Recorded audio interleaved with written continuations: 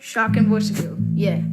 So Charizard lost. So how'd he lose? Well, let's see. Starting off with the first category, that will be durability. Charizard can survive multiple blows from Mewtwo, who, in the first movie, when he or she just awakened, had created a feat equal to multi-solar system level, since the dimension that he or she made had like thousands of stars in it, which is massively multi-solar system level. And Destoroyah is also quite durable too, because he has survived multiple atomic breaths from burning Godzilla, whose breath is stronger than supercharged Godzilla, which is stronger than the normal hasty beam, which can easily deal massive amounts of damage, and it's one of the strongest Godzilla beams ever used. And Heisei is the type of guys who like destroy 8 planets or something. So yeah, that's also massively multi-solar system level, or possibly a bit higher. Durability is quite close, but I have to give it to Destoroyah,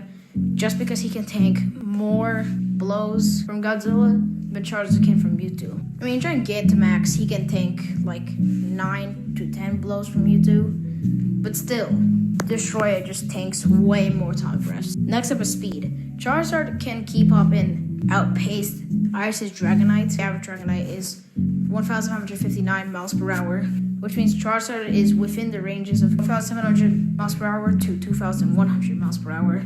Destoroyah is a bit slower because he's managed to beat Blitz Godzilla and his son, who is faster than GMK Godzilla, who managed to dodge Baragon. Baragon is within 400 miles per hour. That means GMK is around 600 miles per hour, which makes Heisei Godzilla around 800 to 900 miles per hour reaction time. Destoroyah is within 1,400 miles per hour radius to 1,600 or possibly more. This one's quite close. However, Charizard barely gets it. Next up is hacks and abilities. Destoroyah, he has the Oxygen Destroyer Beam, and this beam is way more powerful than the Oxygen Destroyer itself. The Oxygen Destroyer, who reduced to 954 to bones, in the guidebook, it was stated that 1954 could tank multiple nukes. It's literally a radioactive 50-meter tall creature. And yeah, the Oxygen Destroyer is incredibly powerful. It's so powerful that it even harms Destroyer himself. And Destroyer also has a head beam. Charizard has max overheat, which gets weaker over like the more times it's used. However, it's extremely concentrated and it's red, so it's hotter than normal fire. If I'm not mistaken, red fire is like hotter than blue fire, which is hotter than normal fire. So it's basically like a laser beam. It's quite large too. It's extremely well concentrated. It's literally point blank. Charizard also has Mega Punch, Flamethrower, Tail Whip, and considering the fact that he literally has like Fire Tip that could deal some damage. He's a flying type, which means he can also use his wings quite well too.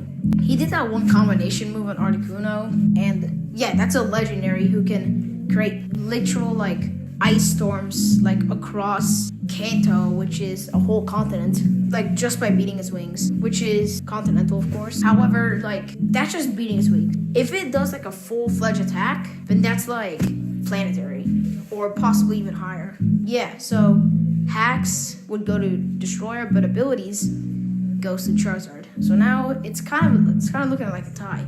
So how would Destroyer win? Well, we gotta add one more category. That is win cons or win conditions. Well, Destroyer's chest beam can literally one-shot Charizard. Might not possibly one-shot Gigantamax, but it can definitely one-shot normal Charizard. Charizard doesn't really have like any real win con except for chipping down Destroyer a bit, Gigantamaxing, and then using max overheat, which would incinerate and vaporize Destroyer. So Destroyer gets win cons because he just has way too many. He can chip down Charizard quite well, and he has one ability that can literally like two-shot Gigantamax Charizard. Now, we went through all encounters. It's pretty safe to say that the winner is Destroyer.